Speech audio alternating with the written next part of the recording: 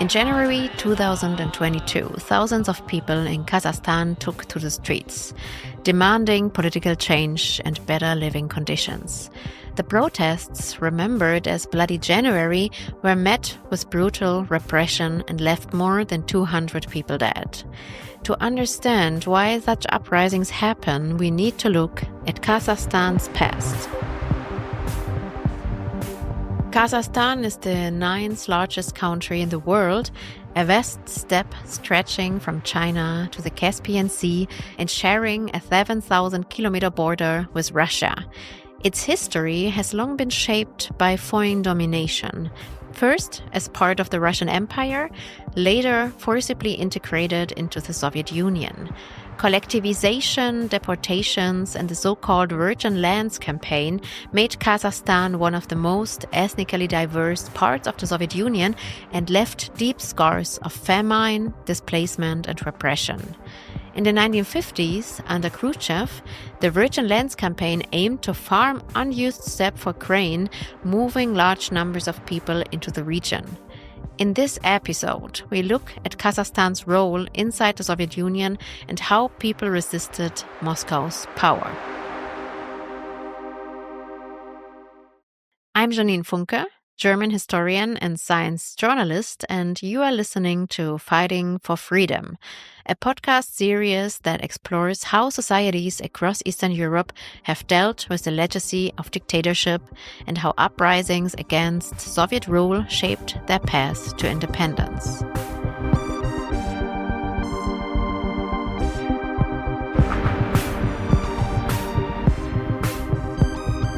In this episode, we firstly turn to Kazakhstan, a country often seen as a Soviet periphery, but whose protests tell a different story.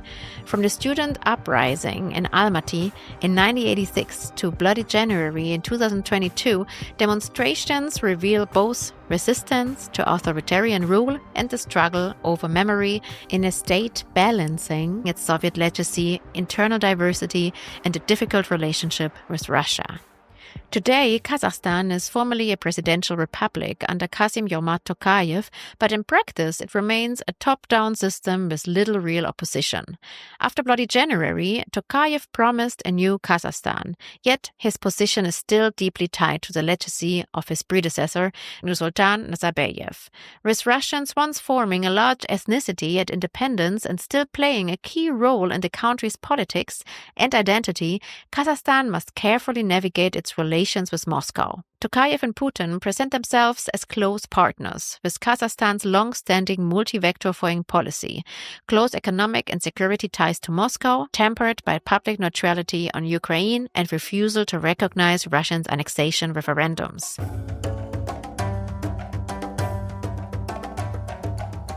To guide us through this history, I speak with Abigail Scripka, doctoral candidate at the Central European University and the Center for Contemporary History in Potsdam. She is part of the project Perestroika from Below, which explores how ordinary Soviet citizens experienced the social and cultural transformations of the 1980s and 90s. Her own research focuses on spiritual traditions and everyday religious life in Kazakhstan during exactly this period. Hello, Abby. Thanks for making the time. Hi, thanks for having me. To dive into today's topic, can you maybe explain a little bit what happened in January 2022 in Kazakhstan? Yeah, so January 2022 in Kazakh is called Kandi Kantar, which means Bloody January. And so what had happened is on January 2nd, the government lifted the price cap on liquefied petroleum, causing people to take to the streets in Western Kazakhstan, specifically Zhanaozen, to protest this rising cost. It became a socio-economic protest, and these protests spread across the country in a way that the 2011 protests had not. And over 200 people die, almost 10,000 people were imprisoned because of these protests. Tokayev, the president of Kazakhstan, had called in CSTO forces. They had sent forces specifically from Russia and Armenia for this. And Tokayev changed the narrative to say that these were foreign terrorists who had come to the country to disturb peace. Many people believe it was a failed coup by the first president, Nazarbayev, because he had shown people suspect that he's upset with the way that Tokayev has been running Kazakhstan. We are still not sure what started it beyond what escalated it to this point. We know why these protests started, and we understand why people would protest and why people were so upset and why this protest needed to happen. But we are not necessarily sure how it escalated to such violence still. And thank you, Abby, for explaining what happened in January 2022 and how it still raises many open questions today. To understand these dynamics better, I would like to step back in time. So maybe let's talk a little bit about the Soviet times. So Kazakhstan became a Soviet Socialist Republic in 1936. Can you maybe explain a little bit what the country looked like before and how it became actually part of the Soviet Union? What is now Kazakhstan was part of a larger administrative region in the Russian Empire called Turkestan.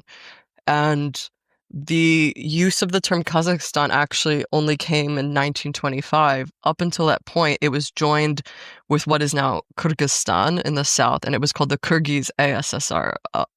And in 1936 is when they split into their own separate ones.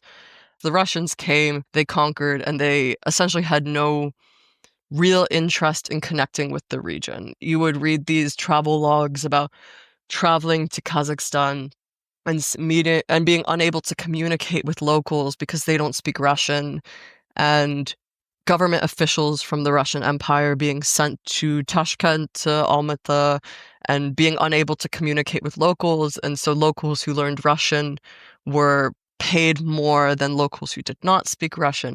And it was this very complicated colonial relationship where Russia wanted this land. The Russian Empire wanted to be there, but actually had no ways of administering power over the region.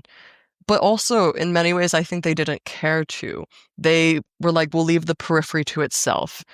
Well, when the October Revolution happened, in Kazakhstan, there was actually a small revolution. It was called Little October, and it was an anti-Soviet revolution.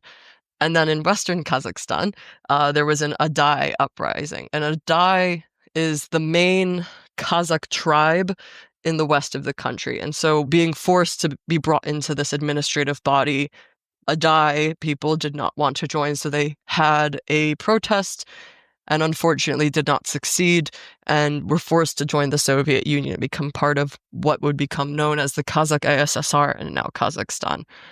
And what kind of brought upon this creation of Kazakhstan as we know it is actually because Central Asians, I should say, have always been kind of opposed to these what was coined as settlers from the north.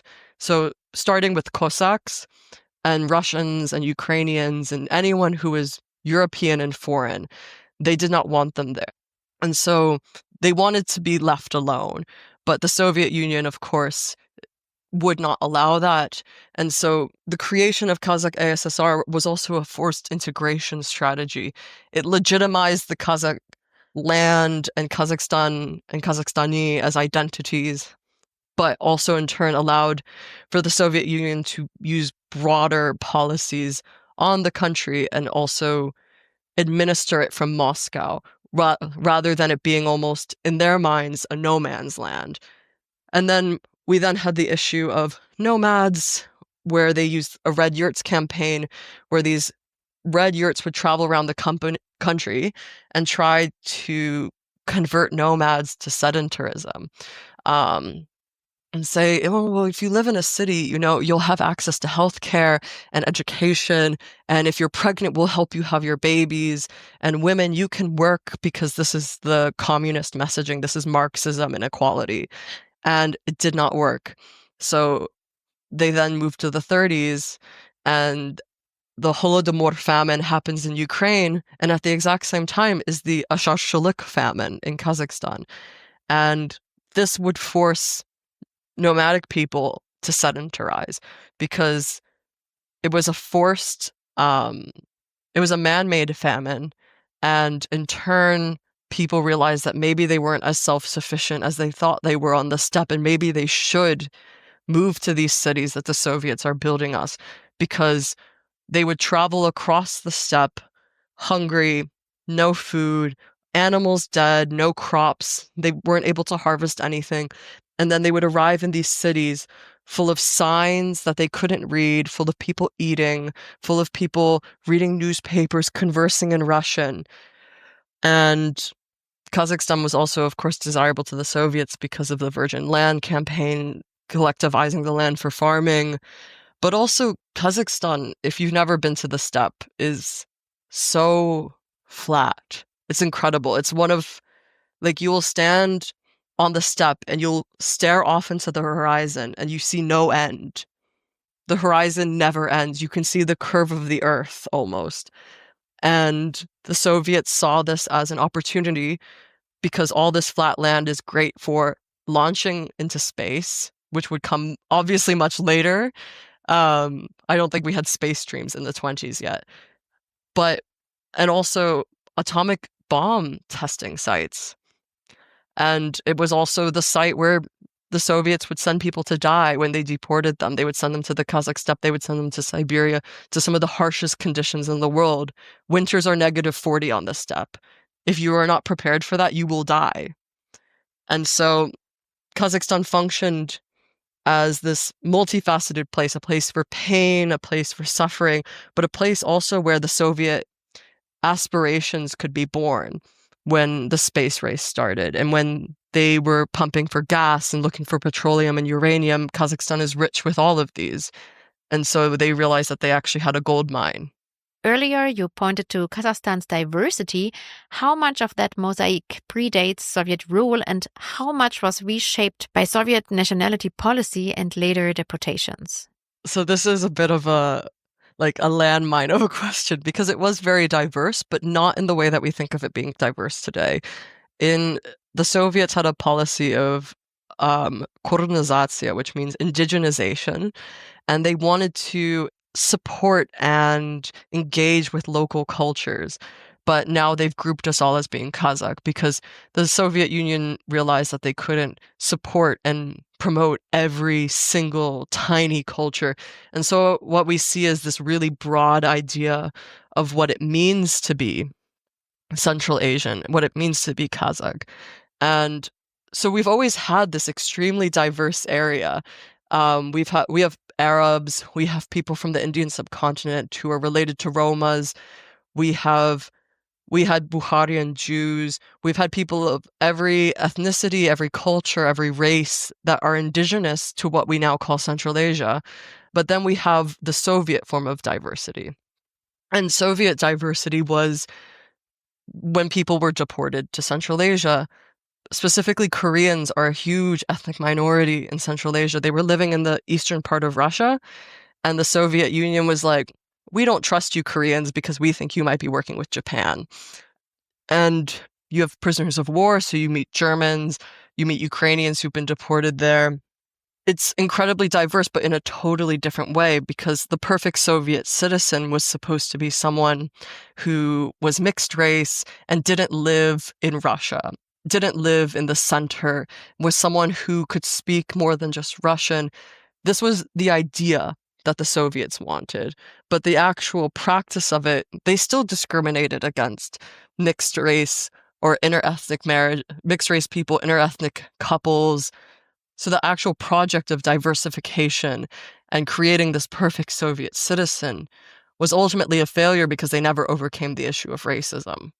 From the 1930s to the post-war decades, how did everyday attitudes evolve? Or did disillusionment mainly build through the economic slowdown of the 1970s and the Afghanistan war before perestroika? So in the 40s and 50s, I always think of it as kind of like the intoxication of World War II satiated people. Whatever things they may have been unhappy with in the 30s kind of melted away. The Soviet Union has won World War II, as they call it, the Great Patriotic War. And we then reach a period called the Thaw. The late 50s and 60s is this period where illusion melts away. We see that the world is changing everywhere else, where the 60s and 70s have hippies. All over the world, people are listening to jazz and soul music. People are wearing bell-bottom jeans and listening to vinyl. and nothing has changed in the Soviet Union. And this is where young people are becoming extremely dissatisfied with their social quality of life. And so the Soviet Union's economy begins to decline in the 70s. And there's disgruntlement, there's protesting. People are not happy about the Soviet invasion of Afghanistan because it's just another war to send young men to die. It's more money being funneled into hoping to invade Afghanistan. Is this really something we should be worried about? We can't afford food, and you want to invade another country? And much like these anti-war protests against Vietnam that we see in the United States, for example, what this leads us to is Gorbachev coming into power. Finally, he's been waiting. There's been two men who were basically dead when they were put on the throne. And he's been waiting his time because he has the plan. He is going to change the Soviet Union, and he's going to save them through the process of perestroika and glasnost. Perestroika meaning rebuilding in Russian, and glasnost being openness. And from here is where kind of everything falls apart. Let's come to 1986. Why did the protests break out in this year? From the view of the center, Kazakhstan has returned to its anti-foreigners, anti-Slavic, anti-colonial settler past. They're not happy with Russians being there. They're not happy with Germans being there, Ukrainians. Everyone who isn't Central Asian isn't Kazakh. They're kind of tired of this. And so Gorbachev makes the decision to remove Muhammad Kunayev, the leader of the Kazakh SSR, and remove him because he feels that having an ethnic Kazakh in power is actually exacerbating the issue. And he replaces him with Gennady Kolbin, a Russian from Russia, who has never been to Central Asia. He has no history in Central Asia, and he's just a complete outsider. And this triggers student protests. And Zhaltoksan starts as a student protest. And students take to the streets and they're holding signs with the slogans, Kazakhstan is for Kazakhs, every country should have its own leader, making the point that replacing a Kazakh with a Russian was unacceptable. And they began a peaceful protest. And also similar to the 2022 protest, there was very little communication about what was happening. Rumors were spreading around Almaty, this time not about zombies, but about what these students really want. What you had in 1986 is, again, these protests are illegal. And over the course of several days, the protests would escalate. Police were breaking into dormitories, arresting students. It led to thousands of people being imprisoned, hundreds injured, and over 100 dead. And the Zhaltoksan protests to this day continue to be kind of shrouded, a kind of mystery. Zhaltoksan was the first public protest of perestroika. This was the perestroika protest. This was the moment where, perestroika, we're rebuilding, we're opening, everything is free, you can do whatever you want. Therefore, protesting should be legal. And in actually many ways, this was the students embodying perestroika, embodying the boldness and the seeking the truth and the seeking to understand themselves. It was a period of exploration and violence, trying to get to the truth and understand themselves. And I think many people were also very frustrated with the fact that Kazakhstan was the last country to leave the Soviet Union. For 5 days, it was the Soviet Union. And many people have viewed that as Kazakhs being very pro-Russia, pro-Soviet government, when in actuality, the government really does not reflect the attitudes of the people. And that is what I think of when I think about Zhaltoksan, as this massive opposition to the Soviet government. It's not just, they're not mad at the Kazakh government, they're mad at the Soviet government. What interests me is how did the regime actually react in Kazakhstan and the Soviet Union? How did they frame it? What was the narrative about the protests? I think the impression I've gotten from very inflammatory things I've read in Russian is that they wanted to kind of brush it under the rug and pretend it didn't happen. there's all these Kazakh newspapers that are extremely vague, extremely short articles about what happened, very grainy and hard to see photos. And the impression I have gotten through the news I've read is that it is less about what happened and it is more about that it happened. And the regime, the Soviet regime, as far as I have seen, has tried to hide it. But then we come into independence and the Kazakh government sees this as almost a perfect opportunity to villainize the Soviet government. There's a memorial in Almaty to the 1986 protests. And every single year, people go there and cover it in flowers. But it's also a major protest site now.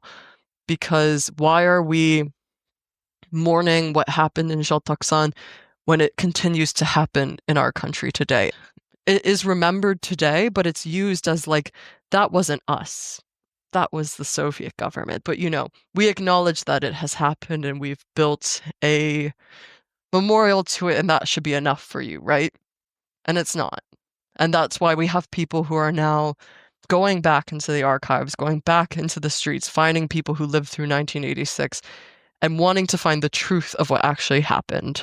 How does today's government and society in Kazakhstan remember the Soviet period? You'll always meet young people who are like, things would have been better if I was born in the Soviet Union. Because the Soviet Union almost acts as this like fictitious magical place where everyone had jobs and food and could go to university for free and everything, and you had opportunity. But many young people don't miss the Soviet Union. They don't have this desire to live the way that their parents did. But older generations, it's much more mixed because people remember this idea of security. People desire stability and they desire to feel forward movement. And there are definitely people who think that going into the past is a way to move forward. And in this case, it is not, in my opinion. But in the specific remembrance of Kazakhstan, it's mostly online. You see loads of Instagram posts, Instagram stories. There's hundreds upon hundreds of Russian and Kazakh language resources on Instagram talking about the history of the Soviet Union, and every single year they're like, so what really happened in 1986? They find that it's important to give a more critical analysis of what happened rather than the simple history that they're given in school. So the last question for you. So when we look at 1986 and 2022, and you also said there was another uprising in 2011, what do all these uprisings have in common apart from the same place they were happening?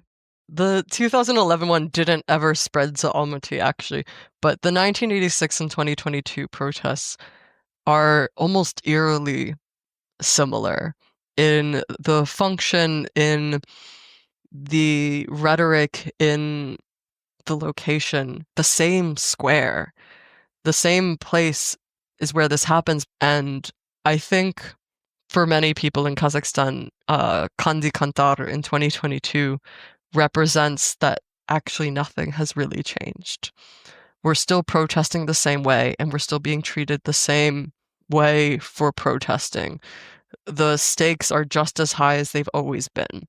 And they're both rooted in socioeconomic issues, cultural issues, tensions abroad and at home within the government and abroad. Many people say that in 2022, people were also protesting because they were fed up with the Tokayev regime being the same as the Nazarbayev regime. I think these two events are very interconnected. You can read them next to each other. And it's like that meme from The Office, like, spot the difference. And you're like, it's the same picture. Thank you very much for all these insights. Thank you for having me.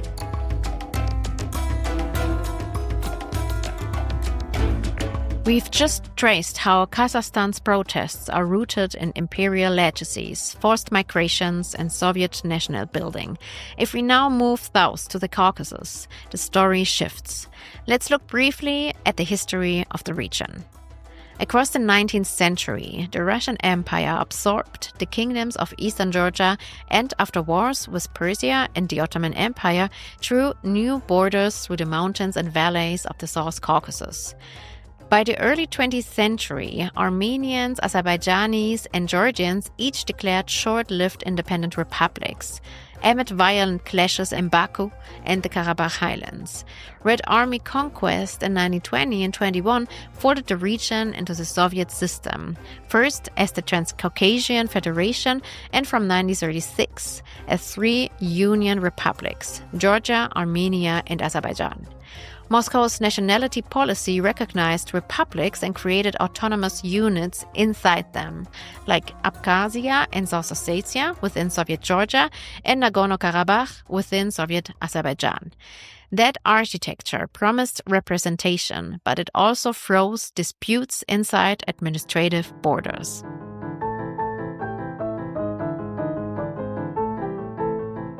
In the 1920s, Moscow pursued a so-called indigenization. It promoted local languages, opened schools and newspapers in Georgian, Armenian, and Azerbaijani, and staffed republican institutions with local elites. By the late 1930s, this gave way to re-centralization. Many national elites were purged. Russia regained ground in administration, and loyalty to the center mattered more than republican autonomy. Over decades, competing national histories hardened. Armenians and Azerbaijanis built rival claims over Nagorno-Karabakh.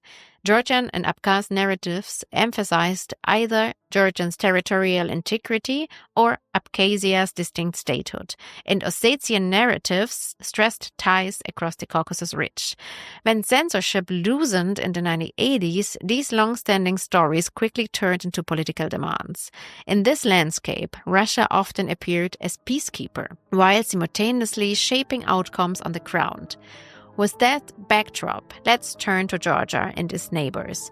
David Jishkariani is a historian and archivist who studies how these histories are told and contested today. When we speak about the South Caucasus, what makes this region historically and politically distinct from Central Asia? The Caucasus formation in 19th century and formation of the Central Asia in 19th century are completely different. One proper argument I can easily say that if the Central Asia during the Soviet times, it was place of deportation. So all over the Soviet Union, people were deported. And of course, it influenced a lot on future conflicts and ethnic building processes and so far. But in Caucasus, comparing to Central Asia, it was in different way. At least in South Caucasus, there was no so big number of deportees in the region. Plus, all three republics inside the South Caucasus, they tried to build their new nations, new homogenizing policy, and tried to make Georgia as much possible as settled with Georgians. Armenians tried to build as my republic with mostly settled by Armenians, and the Azerbaijanians did the same stuff. And plus, economically, of course, Central Asia is quite different from the South Caucasus, and geography is completely different from South Caucasus. So these two regions are completely different. And the third fact, I think it's important is the language policy, because for these three republics, their language status was defined by the constitutions during the brief independence of Azerbaijan, Armenia, and Georgia. And in the Soviet times, they just transferred this article from previous constitution to the new Soviet different constitutions. So these three factors, I think, not going in economy and metallurgy and oil industry, these three facts, from my perspective, is a crucially important one. Of course, only one Kazakhstan is much bigger than entire South Caucasus. So geographically, Central Asia is completely different from Georgia. How would you describe Georgia's path from the late Soviet period into independence in 1991? What tensions were already visible at that time? Chronologically, I will go back to post-Stalinist era, because from my perspective, the most important, let's say, anti-Moscow demonstrations were in 1956 in Georgia. So the demonstrations were dedicated to the protection of cult of Stalin, because for Georgia, Stalin was not only the hero or who won the Second World War or brought the nation to victory, Stalin who represents the small nation in the big Soviet Union. Yeah, he was born in Georgia. Yes, he was born in Georgia and he ethnically was Georgian, and he mentioned his ethnic belongings for a while in his party belongings, and also in Ochranka files he's mentioning that he's Georgian. And if we dwell also in his private archives, his Georgian was very good, and he was reading in Georgia, and there are some comments on the books in Georgia. So he was quite familiar with the Georgia, even during the great parties, so-called Stalin's list, when people were repressed by decision of Politburo. Many people who were repressed in 1936 and 1937 by this list, Stalin personally knew them. Stalin personally met with them. So Stalin is different for Georgians and different for other republics. And for this reason, in 1956, when the Georgians started protesting and criticizing what is happening in Moscow after 20th Congress, when they started demolishing the cult of Stalin, for Georgians, it was ununderstandable why it is happening. So why Stalin is highly criticized. And it was not only criticizing one person for them, but it was criticism of entire nation. And that's why these demonstrations in 1956, which started from really supporting cult of Stalin in 5th of March, it transferred later on such kind of national rebellion, when they said that, okay, if Russians don't want us to be inside the Soviet Union, then we have to leave the Soviet Union. And they tried to send some letters to China to ask them to protect the Georgians from Russians. Of course, maybe these very emotional letters, because the demonstrants' average age was from 15 to 18. Of course, they were grown up in this Soviet educational policy, and for them, Stalin was father of nations, but especially when we are speaking about nation, the nation is Georgian nation. So after these demonstrations, more than 20 people were killed. So this 56 demonstration is very crucial for Georgia, because later all dissident movement and all not all maybe, but majority of the anti-Soviet movements always referred what happened in 9th of March 1956.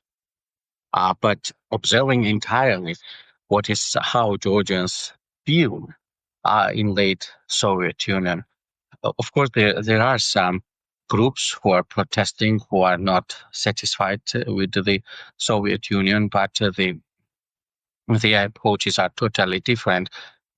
There are some groups who have the nationalistic policy. There are some groups who are not satisfied with the Soviet policy. Of course, there's all this dissident movement. There is no one idea, and we can't say that they were unified under one umbrella and so on. That's really fascinating. So the first major protests in Georgia were not against Stalin, but in his defense. It shows how national identity and Soviet ideology were deeply intertwined. When we look beyond 1956, how did this tension between loyalty and dissent develop in the decades that followed, especially as Georgia became one of the more integrated Soviet republics? On the one hand, we have these small protests, but on the other hand, I think we have highly integrated republic in the Soviet Union, because all travelers, all, let's say, outstanders or foreigners who come to Georgia, they feel they distinguish this difference from entire Russia and Georgia. So they always mention that there is more freedom that people are more wealthy. And of course, the Georgians also were highly involved in the corruption system of the Soviet Union. And this make Georgia quite different from entire Soviet Union. And we are speaking about this how Thomas Deval once mentioned this Soviet Riviera, that the Black Sea subtropics with these tangerines and orange gardens. Of course, this created such kind of exotic image of Georgians in Russia with dancing, with good soccer team, and this image is constructed like a nation who is more involved in arts, in sport, in leisure, in facing Georgian feasting with this wine drinking traditions and so on. And you have feeling that, okay, Georgians are not involved in the Soviet Union politics, but it's quite artificial because you can't maintain all this infrastructure if you are not highly involved in the politics and highly part of this political life, which was in the Soviet Union. So I can't say that the Georgians were and Georgia Republic was very well integrated in the Soviet Union political system. So that's why the protests nowadays, of course, if you open the textbooks, you find all the time some protesters, some people were arrested and so on and so far. But in reality, we have such kind of dual understanding. The majority is living in the Soviet system and only some small minority is protesting ongoing situation, but their thoughts were completely different from each other. In the Caucasus, borders themselves became a source of conflict. How did Soviet federalism actually and the creation of autonomous units shape tensions between Tbilisi, Abkhazia, and South Ossetia? So when Georgia in the Soviet Union was created, Georgia created three autonomous entities. So it is South Ossetia, Achara, and Abkhazia. And if in Achara, mostly ethnic Georgians were living, and the autonomous status did not cause any violence and any ethnic tensions.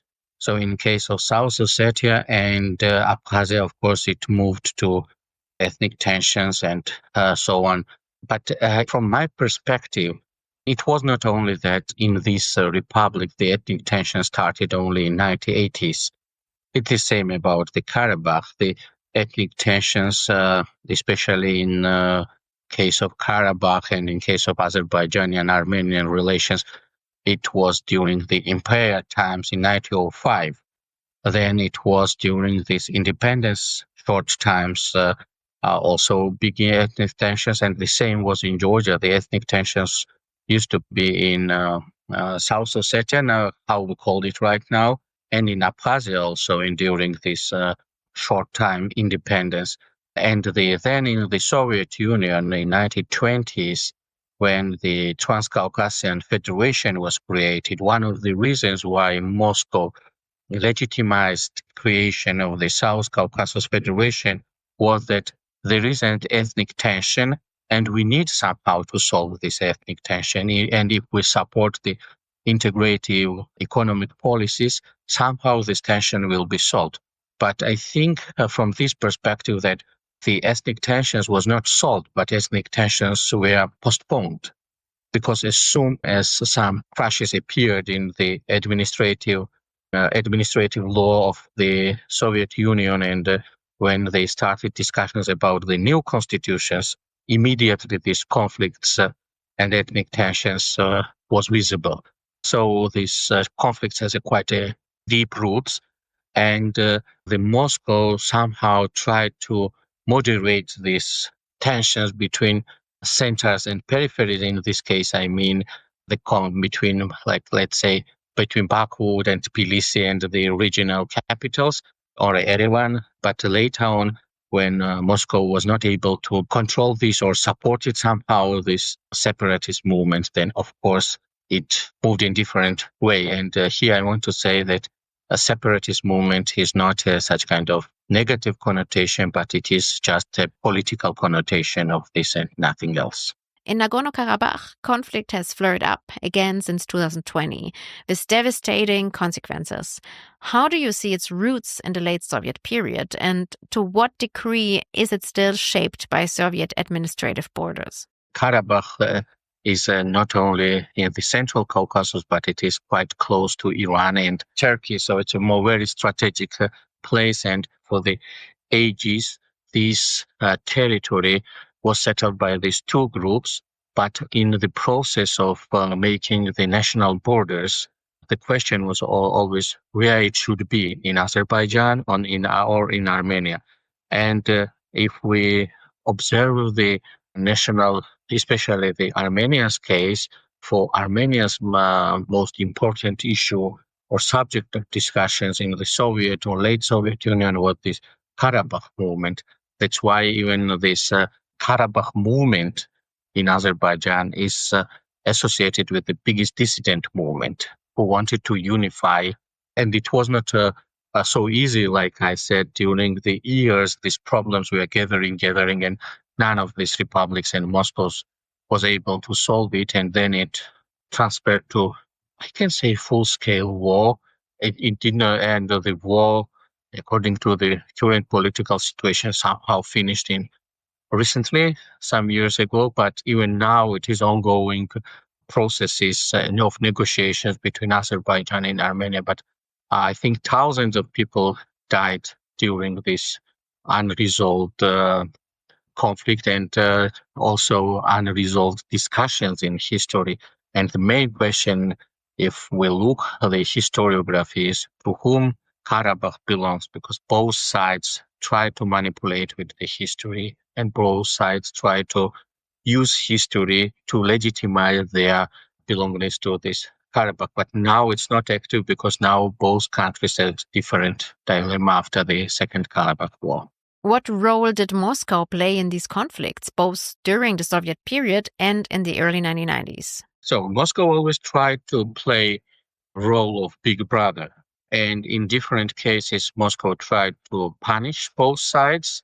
Some cases, Moscow just tried to punish one side and support another side. So as soon as the crashes in the Soviet Union was visible, then Moscow tried to manipulate and present itself like the only guarantee of peacekeeping in South Caucasus.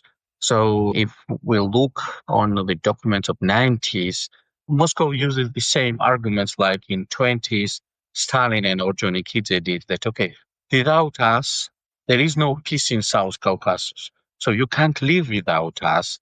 So you have to accept our peacekeepers, our political interest and our economic interest in the region. And then maybe we will try to keep the peace in the region.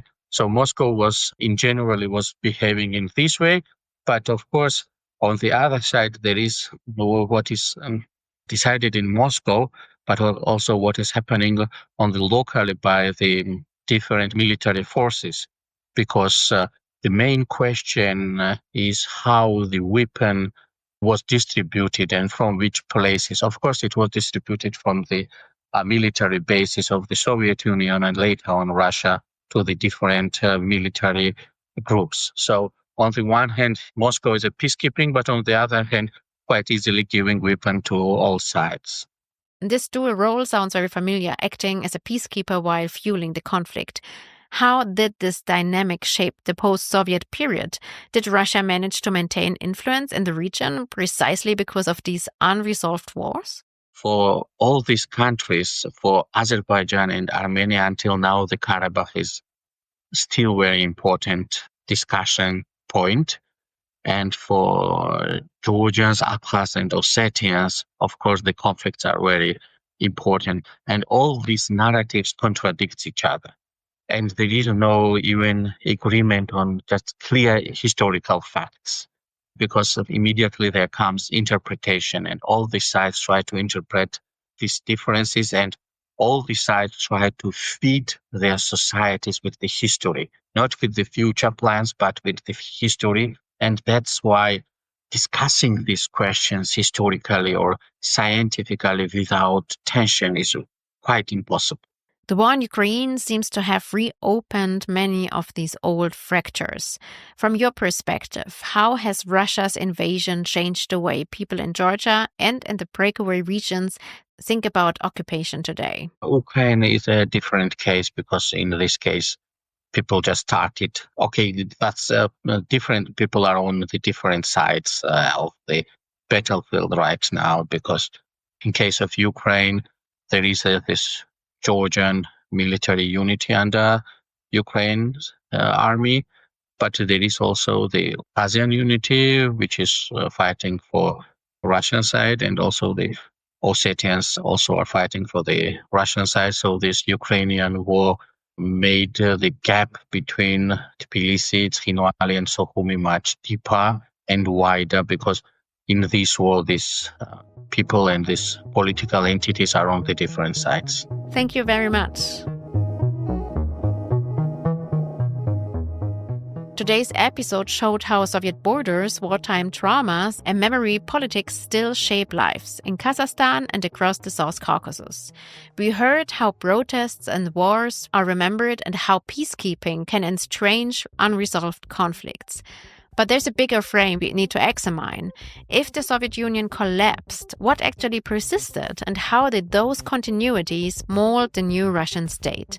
In our next episode, we return to the 1980s and 1990s, an era of perestroika, independence movements, and what came after. We will ask whether it was really a collapse or rather a transformation, whose networks and habits still structure Russia today and help explain its war against Ukraine.